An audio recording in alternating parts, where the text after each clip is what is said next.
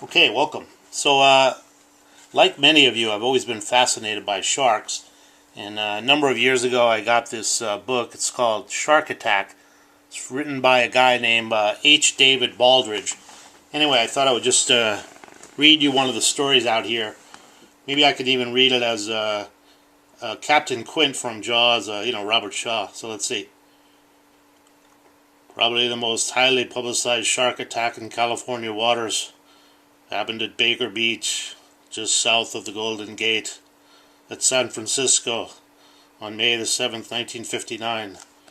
About 5:30 p.m., 18-year-old Albert Kogler Jr.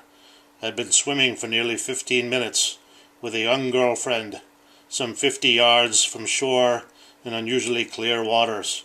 The water temperature was about 57 degrees Fahrenheit, and the sea was calm with only smooth swells at the surface.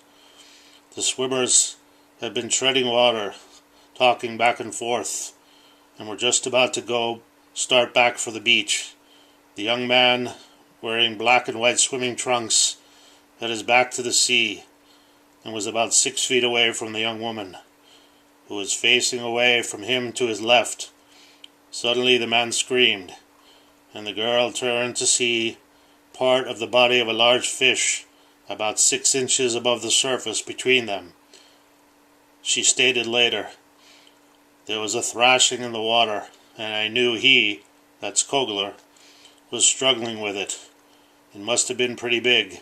Kogler screamed again, "It's a shark, get out of here." The girl swam a few strokes away, and then turned around to see what was happening. It was just blood all over. I knew I couldn't leave him. He just kept screaming and screaming. I could tell the fish was chewing him up. It was a horrible scream. He was shouting, "Help me, help me." I grabbed for his hand, but when I pulled, I could see that his arm was just hanging by a thread. So I grabbed him about his back, but it was all bloody, and I could see the insides. He kept screaming and yelling, so finally I told him, "The only way I can do it is if you lie on your back. Lie back and relax." If he hadn't, I never would have been able to get him back. There were by now people lining the shore, but no one entered the water to help until the struggling pair was within 10 feet of the beach, and even then a fisherman only threw them a line. Because of the inaccessibility of the beach area, about a half hour passed before Kogler could be reached by truck and transported to a medical facility at a nearby Army base.